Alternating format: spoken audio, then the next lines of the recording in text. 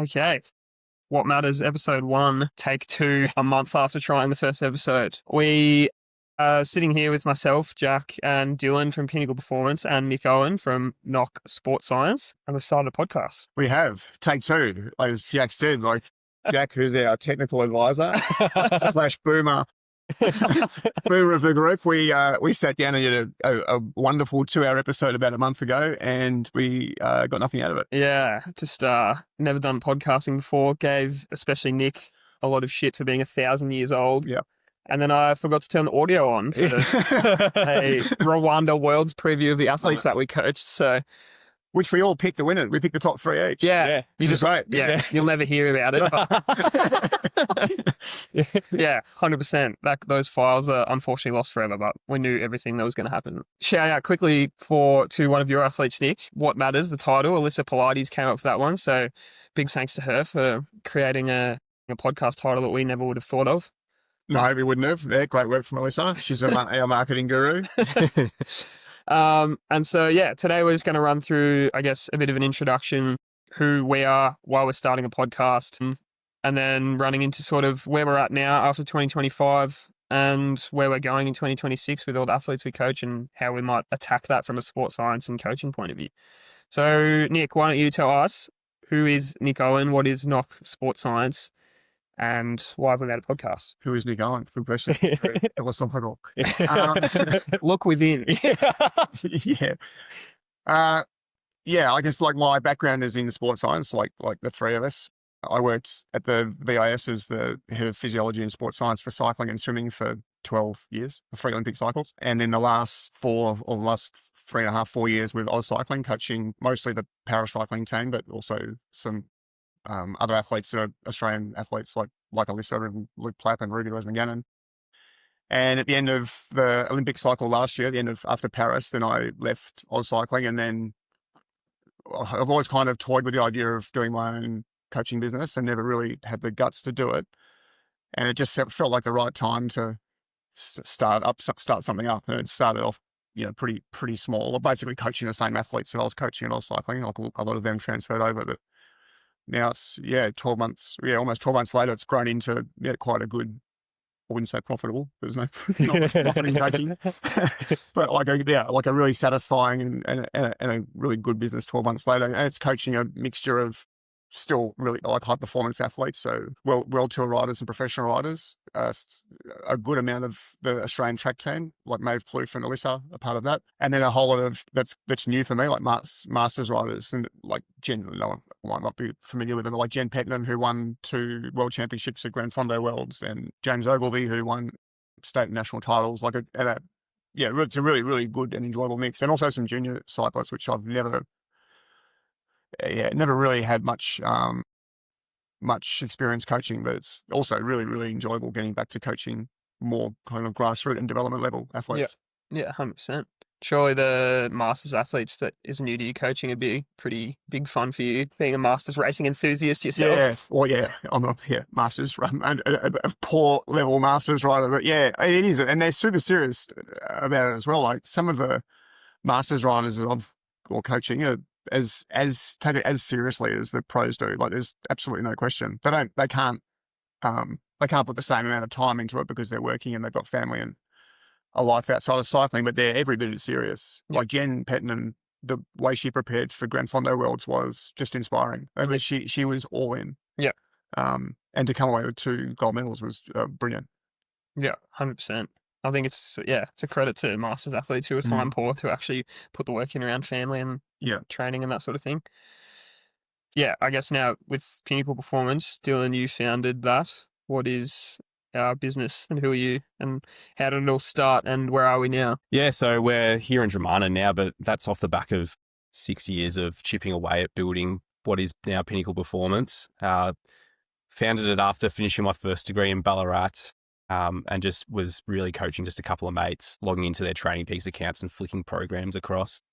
After that, was sort of doing it on the side in employment and come across you through mutual friends who I raced with. And we decided just to try and take it a little bit more seriously, probably 2 years ago, would you say? Yeah, a bit.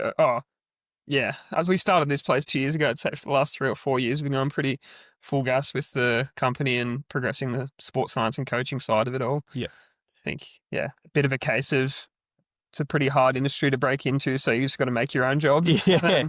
Now we have a coaching business. Yeah, and I think the whole goal of what we wanted to try and achieve was to just build a bit of a performance ecosystem around Yep. the individual, whether they were a high world-class elite level performer or whether they were, just getting into the sport, and just being able to provide access to all different types of modalities and services to anyone was sort of the goal.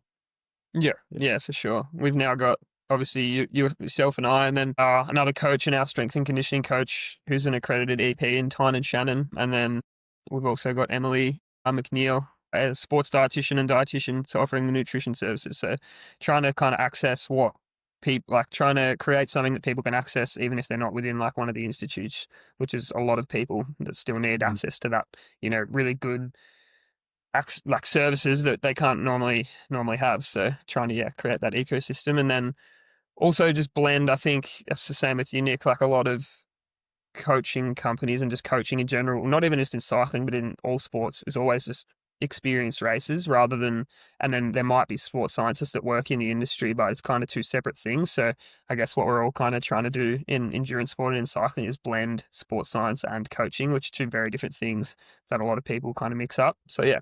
And then why, Nick, you came to us a few months ago now, because we butchered episode 1, but before that, you came and suggested that we start a podcast. And why do you think, why we're here? Why do we have a podcast? Yeah. I mean, I think what the world needs is another cycling podcast.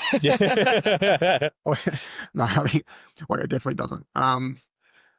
Yeah, I think I've often toyed with the idea of doing a podcast. I've been on as a guest on quite a few and really enjoyed the experience. Like I love getting information out to people and just telling stories about, coaching and cycling and, swimming and other sports I've worked in. I guess why did I want to do my own? And I guess like, why did I want to do it with you guys? I think with the three of us have got something maybe unique to offer in that where I think the three of us are coaching a lot of the better cyclists in Australia at the moment. Plus a real broad scope of athletes at different levels. Like we've got, all of us are coaching from world tour riders to, under 15. So you're part of the state coaching team. So like juniors through to essentially the best in the world.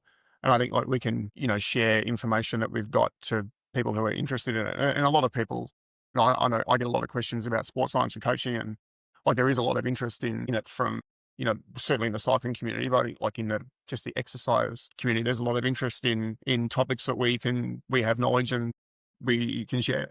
Yeah. No, I totally agree. I think that, plus also the potential to get a lot of really good guests on, like especially your network being 400 years old is really good. Yeah. The network of people that we can bring in, and your experience with institutes and all the people we have through here in our performance lab, and just the greater community. I think we have the potential to share some really cool stories, and hopefully the 3 listeners that are going to listen to the first few episodes enjoy it. And we are going to have an Instagram and some other social media platforms and Spotify and things. So for people who do want specific topics or guests or to heckle us, just go nuts on there. It's going to be at What Matters Podcasts, and spelt WATT. Hilarious joke.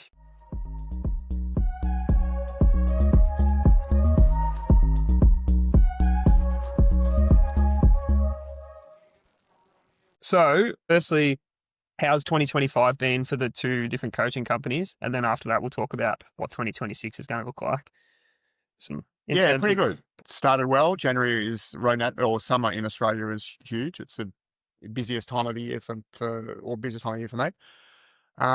So January started really well with road nationals. Luke Plapp won the time trial, and the men's road race was, we just say he could have won it.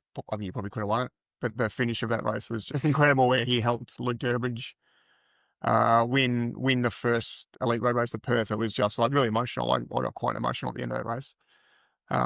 It was brilliant. And then other riders who did well, Alyssa Pilates podiumed in the crit and the road race. Sophia Salmons podiumed in the under 23 women's road race and was 5th overall.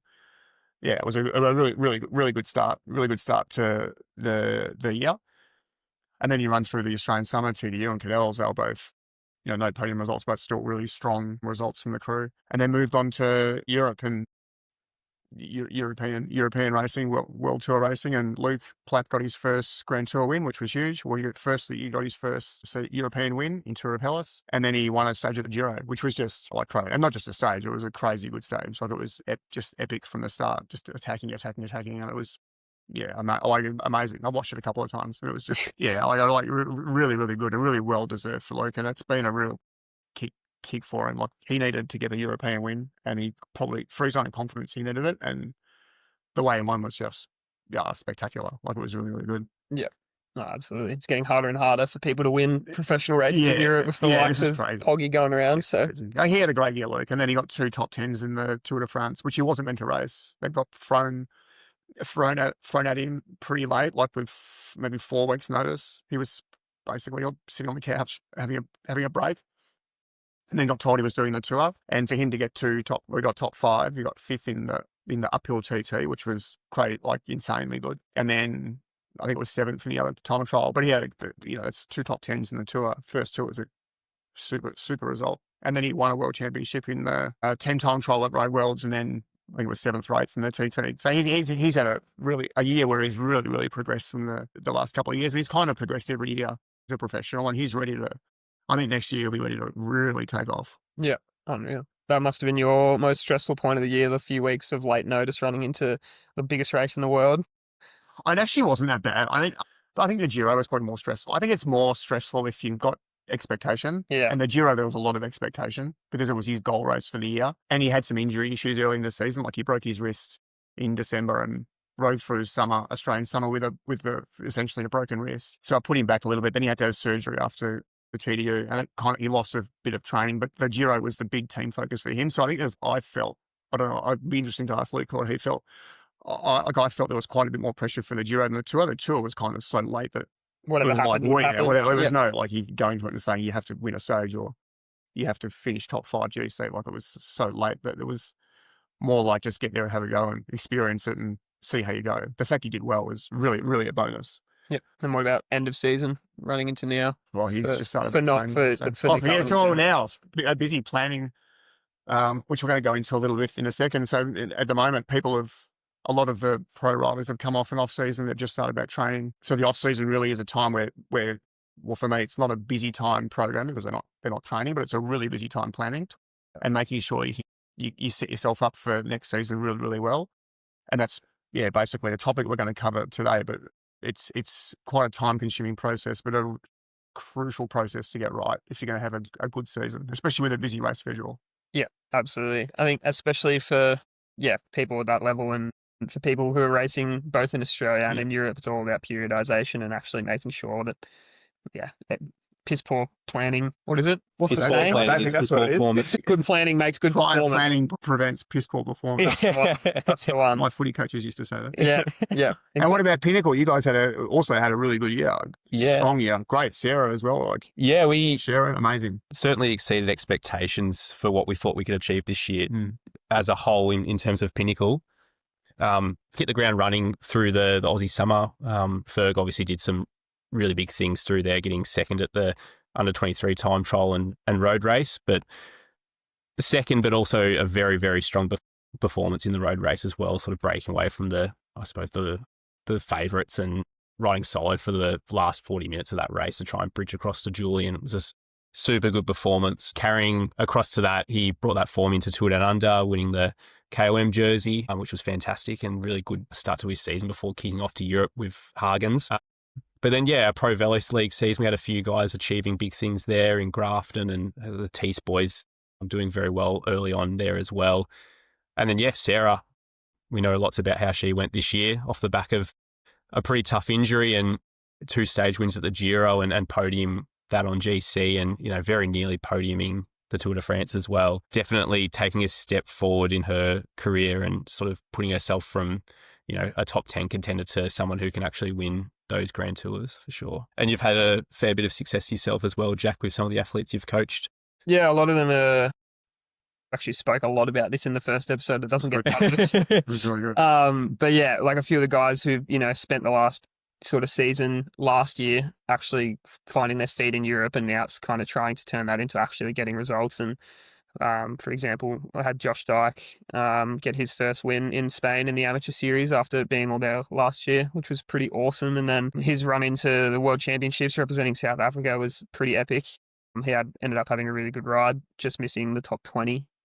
And then, sort of second at the national championships as well. And he's currently preparing for the African champs representing South Africa. So going full gas for that. So he's had a good year. And then also had a few younger guys, Ollie Clements, who's riding for the Novo Nordisk team. He's just been kind of first experience of Europe and navigating all the challenges, like we spoke last time, of, not knowing your race calendar, not knowing where your bike is in the world because it's been left at 3 different airports in the last 12 hours and all that sort of stuff. So yeah, it's been quite rewarding seeing those sort of top level guys. But then I'd say equally at least, or more so, is a lot of the junior guys I'm coaching. It's been really cool and really, like what you're saying at the start, really rewarding about helping young guys and girls get into the sport now, where it's actually in a lot better place for the under 17, under 15, under 19 riders than it was a few years ago when the NRS was still around. I think Pro-Velo and a bit more racing and ability to go overseas and that sort of stuff is really helping them. And I think my coaching highlight for the year is probably actually coaching the state Vic team at the Wagga Road Nationals, because there's such a fun environment to be around, is coaching young guys and young girls, because they, even if they have expectations, they're still just really positive and like, obviously it's a really hard sport, so it's nice to have that sort of refreshing outlook on things.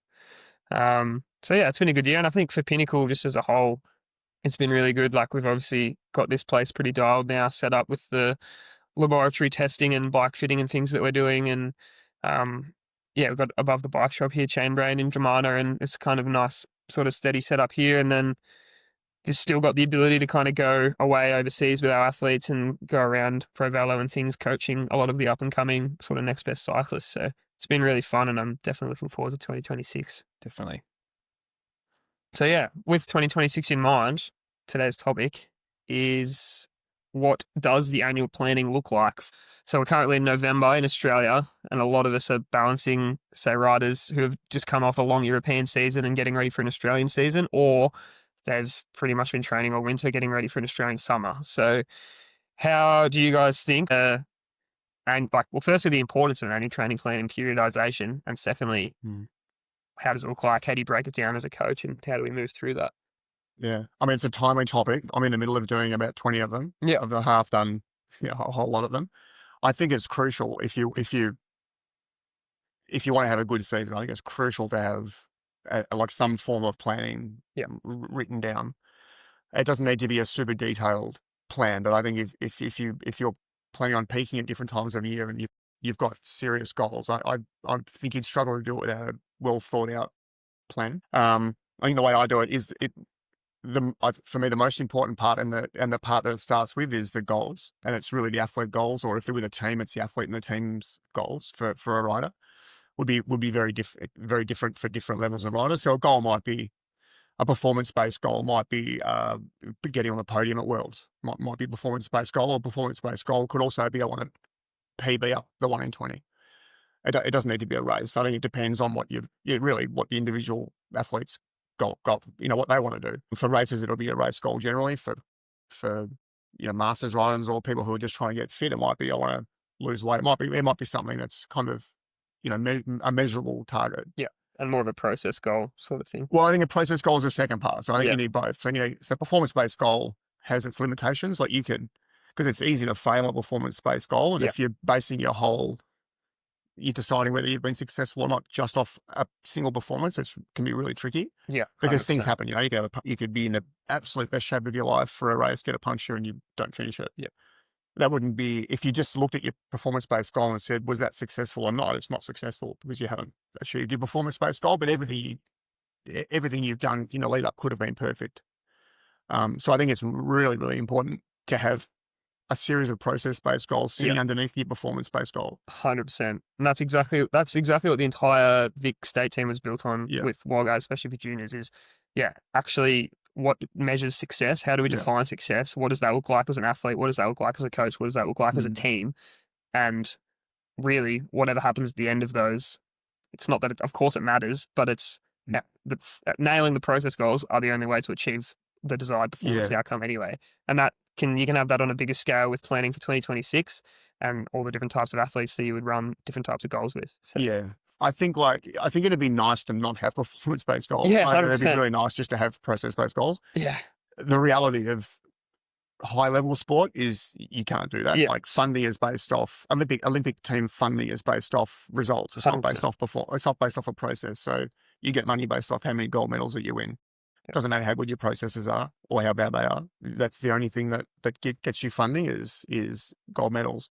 Professional sport is based off results. Like world tour teams are judged off how many wins or podiums they get or how many points, UCI points they get. Can't hide away from it. Like, No. results and performances are super important, but really it's not a great way to determine how you've gone. Not from at the level that I'm coaching at, it's not a great way to determine how you performed. I think having process-based goals, which are measurable, they're normally much more in your control. Like, a race isn't always in your control. Like, I mean, everyone's trying to win, or do well. Yeah. Like, there might be 100 people, level, 50 of them might be realistically trying to win. So, and 49 of them haven't failed in their goals. Like only one person can win these races. Yeah. Or 3 can podium. Like, there's only a few people who get to actually achieve success. So I think, fundamentally having performance-based goals is super, super, super important. I think if you get those right, the rest of the planning just stems from that. But it takes quite a bit of thought to get that right, because it's easy just to say, I want to win world champs. But it can be almost a throwaway line.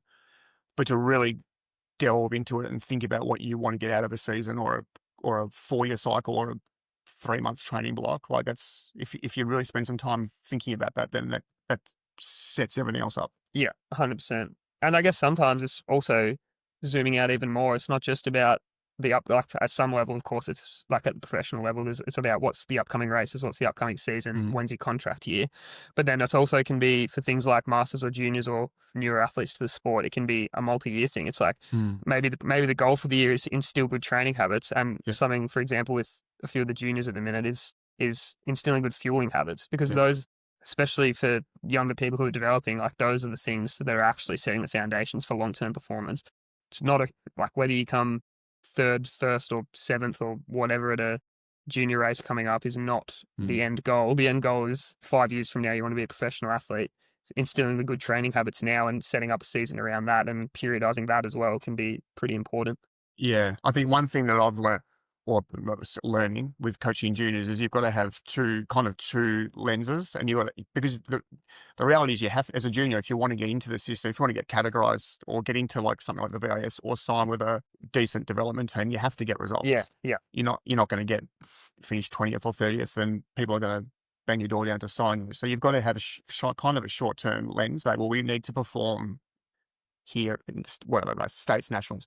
You have to perform here, but also, you could also target that too much at the expense of longevity. Yeah, 100%. And being good when you need to be good. So as an under 15, what you're doing as an under 15 has almost no relevance to what you do as an under 23 or 11. Almost none. You see so many people just leave the sport before the end of under 23s because they haven't made it yet. Or people who are under 17 think, I haven't been signed to the World Tour development team yet, so my life's over. Yeah. It's not the case. But yeah, I agree too. And having those, a sound understanding of performance and what it takes to get there, mixed with a lens that you can see the long-term development. And those are both two separate types of planning, but they're both very important. So they're very separate, and that balancing act is really challenging. And it's not a challenging conversation to have with young athletes and their parents, but it's a conversation you have to have, because you're basically saying, we're not going to try to win every single race this year. We're not going to try to win 15 races. We're going to try to win 2 races, 3 races that are important. Yeah. And then the rest of the year, we're trying to develop for next year or year after, or when you move age group from 15s to 17s or 17s to 19s, like you've got to plan a little bit ahead. And it's it's a challenge, but it's something that's part of the process of having more than just a 3-week training plan. You've got to have a longer plan. And in the Olympic team, you've got a 4-year. We'll work off a 4-year plan. Yeah. And you're not planning it out. You're not planning sessions, but you're planning like a general overview. Pretty general about this is where we want to be for the next Olympics. This is where we think we're going to have to be. This is where we currently are, and like having a long-term view about how we're going to peak in 4 years. Yeah. Yeah, 100%. Super important. So then once, I guess, to both of you, once we set the goals as as Pinnacle and Knock, like when just generally as coaches and sports scientists, how do you go from setting the goals to, yeah, I guess creating the long-term plan for whether it's for say from now in 2026, if we're just looking at a 12-month sort of thing or 6 month sort of thing, how do you go about that? Yeah, so it really depends on the goal. But if we're talking about a race specific performance goal, we're then having to understand what the demands of that event is or are.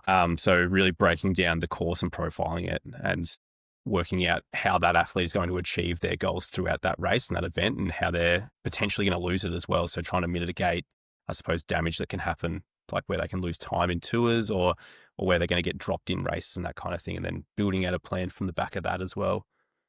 Yeah. Yeah. I think that's crucially Um, important. So I think the way, I think it's a pretty set way you got, this is how I'm sure you guys do it as well, is to like basically work out, like physiologically profile athletes. So you could almost think of it like a gap analysis. We call it, or Aussie team call it, what will it take to win? It's just it's a trendy word for a gap analysis. Yeah. So you work out where an athlete currently is. So get as much information on their physiology and that you realistically can. For some people, it might just be like a test using your power meter, like a couple of efforts to work out where they are. For others who are lucky enough to, like you guys, to have access to a lab, you might get some lab-based measurements as well. But I think collecting as much relevant information to profile someone is really important. And then having a really good, as Dylan said, a really good understanding of what the likely demands of a race are. And there's so much information out there at the moment with, this is so much data in cycling, but also with running and triathlon. Yeah. But that's quite easy to do now with some reasonably simple modeling, like torso modeling. You can get really close to that. I think like maybe we'll start with the profiling first. Probably, I think it kind of makes more sense. So I think like there's different ways of you can profile an athlete. Basically, you can either just use field tests, which is you could use something like a well-known one is a 20-minute FTP test and take 95% of that. It's a reasonably good measurement. You get a really accurate idea of their 20-minute power, but it doesn't give you much other information than that. It gives you like an idea of their sustainable power or their metabolic threshold of where they can ride sustainably or unsustainably. So it's a pretty crude measurement, but it's a fine measurement for most people. I use it, which I think you guys do as well, a critical power test, Yeah. which is essentially doing a series of efforts somewhere between 2 minutes and 15 minutes. You just need a range of short duration ones and longer duration ones. You could do it with 2, 3's probably, or 3's better than 2, 4's a bit better than 3, but not much, and 5's probably not much better than 4. I do 2 or 3. 3 if we're doing it properly, 2 if we want to do like a spot check. Yeah. The important things in that are you have, within the effort duration, you have to hit. If you don't hit VO2 max, you'd be very close to hitting VO2 max. So somewhere, I would say 2 minutes would be the shortest duration that you'd pick for someone, and maybe 15 minutes would be the longest. Maybe you could stretch it out a little bit, but not much. But if you do something like a 3-minute, a 12-minute test max effort, you get a lot of information out of that. So you get basically 2 metrics. You get a critical power, which is, I guess, analogous to like FTP, or what your sustainable metabolic power is before. If you go over that, you kind of on a pretty, you're kind of redlining it. You've got a limited time before you blow up completely. If you're underneath it, you should be able to theoretically sustain it for a long time. There's no kind of time to it, but a long time. It'd be 40 plus minutes. The other metric you get out of it is called W prime.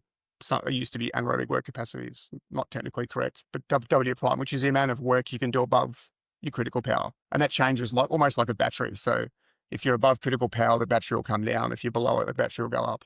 It's a crude way of thinking about it, but it's an easy way to kind of get an understanding of how that works. And those two things give you a really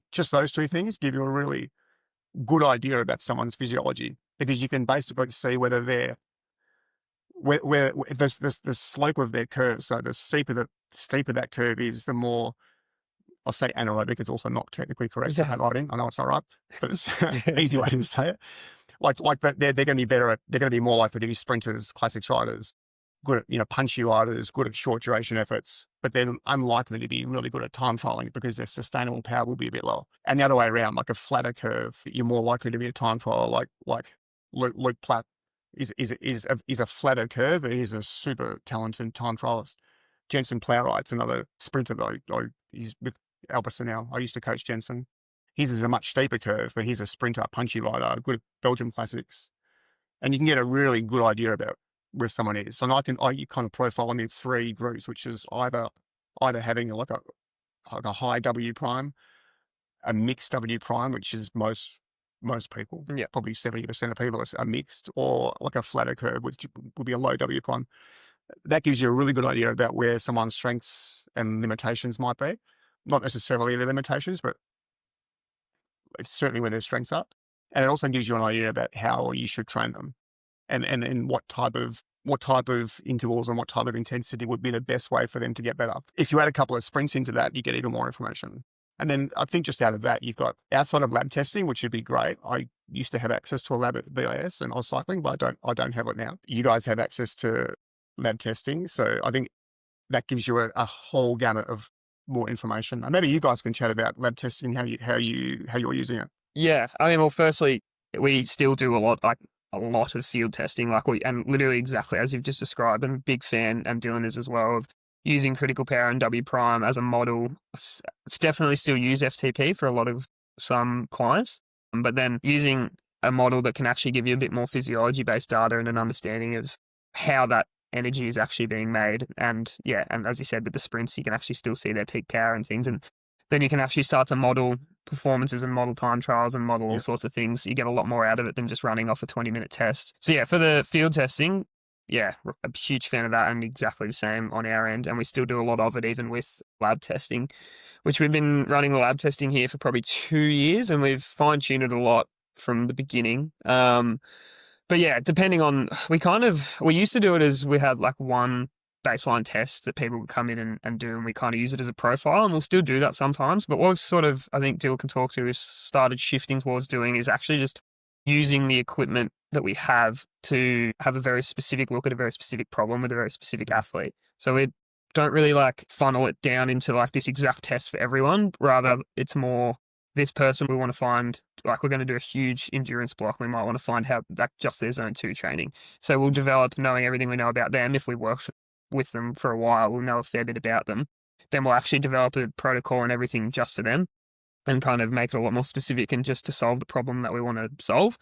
But then from a sort of general profiling point of view, we'll run a few different tests, which still can probably run us through. But using the blood lactate and the VO2 master that we've got. Yeah, exactly. I think with our baseline testing that we've run, and we still run a fair bit of, it's more of a opening up the hood and seeing what's underneath and understanding the athlete from a physiological standpoint. Critical power is fantastic, but I suppose critical power is trying to correlate to physiology, whereas when we do lab testing, it's just looking at exactly physiology. So that's where we maybe see a bit of a difference. We do lactate profiling and VO2 as well as 2 separate tests. We want to understand what their VO2 max is with a short ramp test, obviously, and then our blood lactate's a 6-minute ramp, and just look at VO2 at certain work rates, but not reaching VO2 max, and then just seeing where LT1 and LT2 sit. We played around a lot with how much we increase each ramp, particularly in the LT1 and LT2 tests. So the question that we gave ourselves is, how sensitive does a test need to be able to identify improvement? So if you've got an athlete whose LT1's at 280, and that's pretty well developed in some cases, you'd probably take a 10-watt increase. But if the jump in a test is 20, 25 watts, you're not going to see it. So that's why we decided to refine that. So you'd still do a mapping or a profiling. But then if your training block is more specific to, say, for instance, like you were mentioning, that LT1 development kind of thing, we might just zoom in on that and have shorter, longer ramps, still the same duration ramps, but shorter increases. So we can sort of really see how much they've improved, and it's way more sensitive, I suppose, to change. And it's also just for example, LT1, it's a metric that changes even within a few weeks of a training block, depending on all sorts of things, carbohydrate availability, fatigue, the sorts of riding you've been doing. So being able to even just regularly sort of check in, and you can get people who come back and that it's, roughly within 50 watts where it's going to be. So you can run a very specific kind of test for that. But sky's the limit with that sort of stuff. But there's definitely a lot of other companies and things out there that run testing, and it's more business oriented where it's like they'll come in, you'll do 3-minute ramps with lactate and VO2 at the same time. You'll get an approximation, but realistically the ramps aren't long enough for lactate to reach steady state. Sure. And the data that you're getting is not actually going to be that good. Like it's okay, but it's nowhere near what it could be. And so I guess that's why like 99.9% of what we do is coaching, and we just have the tools that help us with the coaching rather than being a lab that also does coaching. Yep. Yeah. So yeah, once we get the profiling stuff done, then it's really just becomes about where are they at. And then I personally think you guys are both the same, like to work backwards. It's like, so where are we at now? But then what's the goal? And then working backwards from there, it's like, well, to achieve the goal, we need to get this, and this sorted. Then we work in the other race calendars, what country you're going to be in. Is the race at altitude? Is the race hot? Is strength a factor? Like gym work, periodizing, all of that. But Tynan actually has been really helpful for Dylan and I with that sort of stuff and running ideas by him. But yeah, and then kind of working backwards from a goal event. So say your A event's in July next year, but you've also got Australian Summer to deal with. You've got, mental factors of they actually need to switch off at some point during the year, travel, other races, injury, sickness, all that sort of stuff.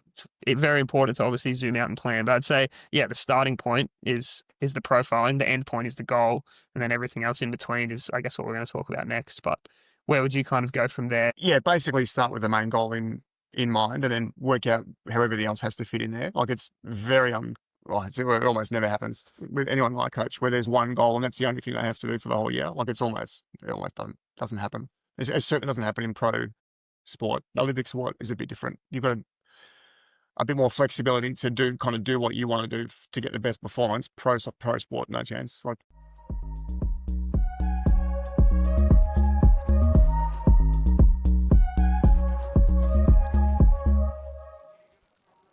the next step in the planning phase is once you've got a really good idea of, once you have an understanding of the athlete's goals, you've got a really good, deep enough understanding of someone's physical capacity. Yeah. But it also might be things like skill in that phase. It might be things also like skills tactics. It could be anything that underpins the performance for that event. So it's not just power, but power's, I guess, one that we work with pretty commonly, but it could also be 100 other things. Once you've got an idea of that, the next thing is to work out what the demands of whatever their goal is. So if they want to ride a 15-minute 1 in 20, like what power to weight would they have to do to be able to do that, and to really nut that down. I think as an example, I'm happy to share, is the way we do it. We used to do it, or we still do it, but we're doing it with Ruby Roseman-Gannon for Road Nationals when it was in Ballarat. Road Nationals was at Ballarat for 20 years, so there was so much information. Yeah, you knew what you had to do, really. There were very few occasions where it didn't kind of go to script, and sometimes a break would win it. Pretty much you knew what you'd have to do. So I would break it down into a couple of things. One is like the general requirements of the race. So it was a 3-hour race.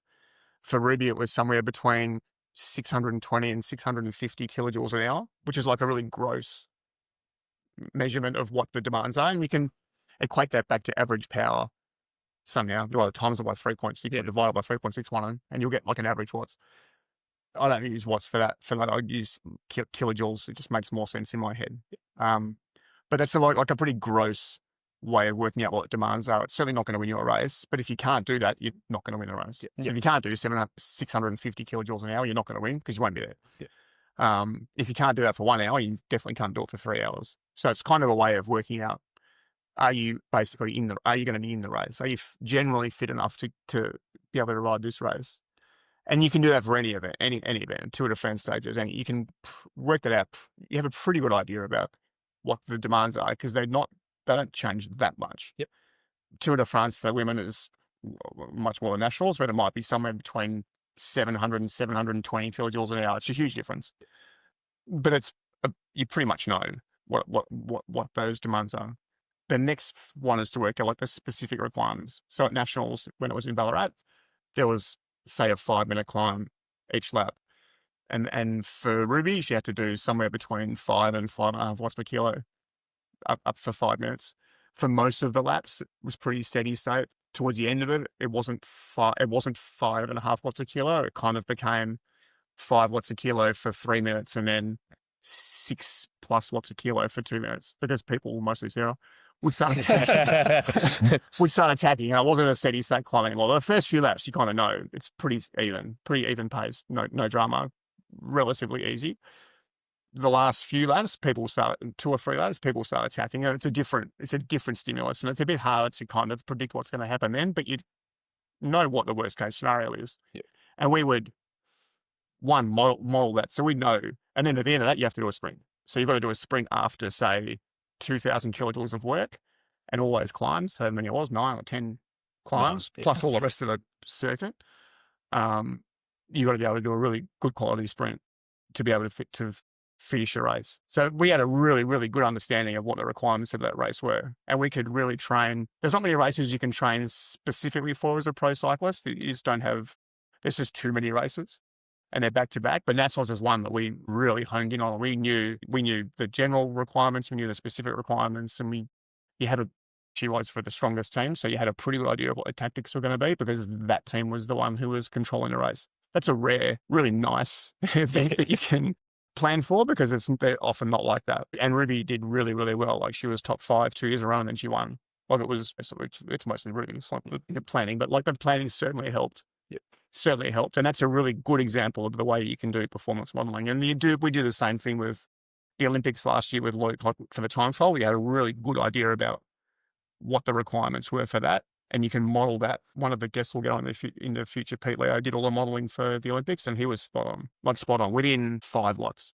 And Luke would have, I think, he crashed. I think he would have medalled. He would have been between 2nd and 4th, but I think he was probably going to get 2nd or 3rd. And he was within 5 watts of what the predicted demands were. So you can do this stuff with enough thought and good quality modeling and good data that you've got. You can get this stuff really, really close. And then the next part of the process is really coming up with a plan to do that. But I think if you've got the where are you now, we can need to get to really well done. And that's where, like, I spend the bulk of the time doing those 2 things. For me, the rest of it is easy because you've got the question and you've kind of got the answer about what you need to do and you've got the gaps. Yeah. And then it's just about navigating the small stuff that comes up, which is a lot less time consuming. Yeah. I think the next part of it is really like working out what's really, like, is that really, one, you've got to be honest with yourself and with the athletes about, is that realistic? Like if you had someone come in and their threshold was, like a guy and their threshold was 300 watts and they wanted to win the Tour de France. You've got to be realistic and say, well, it's probably not, like, that's not realistic. At the moment, that's not realistic. Nothing's impossible, I guess, but like, I think like working out, is that a realistic goal? And if it is, then working out how you're going to structure the rest of the season because things change at different time. Like things take different times to change. So if you want to change someone's sprint or their short power to 3 minute power, that can change really, really quick. Yeah, a lot quicker than the base endurance adaptation. Much quicker. So that if someone's deficiency was like their 90-second power, a Nationals now is in Perth, it's a 90-second climb. You need much less time to make a significant change in some things than you do in others. Something like if someone's general endurance or base endurance, that takes years and years and years to change. So if someone had to increase their threshold by 50 watts in 8 weeks, it's probably unlikely that you're going to be able to do that. But it's very likely you could make a change in some other things. So I think that's the next part, is to, like, when you're phasing your training, is to phase it so you can actually get a meaningful change. And it's kind of what we spoke about before, about having like 2 different lenses. So one is a short lens. You'd still have to keep working on someone's deficiency if it's their longer duration power. It's everyone's deficiency except for Pogacar. Yeah. Everyone needs to get better. Everyone needs to get fitter. Yeah. No one's, because it's like you just have it like a needs list. This is the crucial thing that's the difference. This is the second one. This is the third one. And then plan it in a way that you're making measurable changes in things that you can change in a certain time period, and also things that take much longer. Yeah, I completely agree. I guess the hard thing there as well is, especially with high level athletes, you almost these days have to do so much training before the season starts, because once the season starts, there's no time to train. There's so much racing. Unless you're really, really high level and you get to just pick your whole calendar and target 1 or 2 events for the year. Most people are, especially, and even at amateur level as well, in Europe and things, there's so many, like you do all your training in the preseason, and then of course there'll be blocks throughout the year where you can work on things, but it can be a huge spanner in the works to the sports science and coaches' perfect model. Even that gets hard with the length of the cycling season now. Yeah. Like we'll use Ruby as an example. She finished her race. She did the China races a few weeks ago. She had 2 weeks off. Yeah. Off. Like not riding, and then a few days of kind of free riding with friends. but her goal is to do really well in summer. Like she likes for the Australian team. The pressure is on to, not really, but the pressure is on, really is on her to perform well at nationals and TU and Cadell. And she's got 8 weeks. 8 weeks is, I'm confident we can get her, well, she'll be fit enough to perform well at nationals, but 8 weeks is still quite a short time. If you've got to add a race prep in, 8 weeks is okay if you can just do capacity training or general endurance training. But 8 weeks where you've got to do a race prep, and it'll be a short race prep for her for summer because she's good enough that she doesn't need to be at her absolute best lifetime form for January, but she's got to be pretty close to it. Like she can't just come in off training. She's got to do a proper race prep. A race prep for her this is short. It might be 3 weeks or 4 weeks, which means you've got 4 weeks of doing base or capacity training before that, which is not long. So it gets increasingly more difficult. And so it's probably another topic about the length of the season, but it makes training and preparing for certainly athletes that are riding for Jaco. Yeah. Where there is pressure, understandable pressure to perform in January, it makes it really difficult for the rest of the season as well. When you're like, because most pros in Europe aren't training at the moment. Yeah. They're skiing or they're doing other things, like they're running or they're doing, very gentle training. They're not peaking in January. They might be doing some CX races or some short races in January, but they're not trying to ride nationals in January. They're not good until end of Feb. Yeah. So they've got a whole 6 more weeks of training. It's a huge difference. And it's a huge challenge. It's a huge challenge. Yeah, no, that's exactly something I wanted to bring up as well, was the very unique issue of periodizing Australian still professional level cycling with European cycling for the athletes that we coach. And then you also just not only the periodizing, the planning, but also just the physiology behind it and also the mental side of things. Like maybe it's not pressure as such, or in some cases it would be, but also just, the like being on and dialed all year is something that's, pretty unique to like Australians and some other countries, New Zealand, some African countries and things, that is really, specific. Like Europeans just don't understand it and don't probably, I think in all 3 of our experiences with European teams and things, they don't really value it either because it's not Europe. They don't care what happens in Australia in January, whereas the rider and the coach and the team here all very much care about what happens in January. So, do you want to just talk to that a little bit around periodizing Australia versus Europe and how you might try and manage it from a physiology perspective? Yeah, I think it really just comes down to the athletes' goals as well as the teams, right? And you've got to be realistic with that, because if you're trying to peak for everything, it's not going to happen. So you have to be quite selective and be brutally honest with it as well. And if you're ambitious with the Australian summer, then something's got to give somewhere else down the line, so you can actually have a break and reset and then build towards the next thing. So it comes back to what we talked about earlier with goals, and then building out that plan from there, really. How have you done it with Sarah? I don't know this for sure, but I think I know from watching her prepare for summer in Australia, like she really wants to do well at nationals. I know, like you can just see the way she trains, and you can see when she's at the race, she wants to do really, really well. But her team not being an Australian team, how have you managed?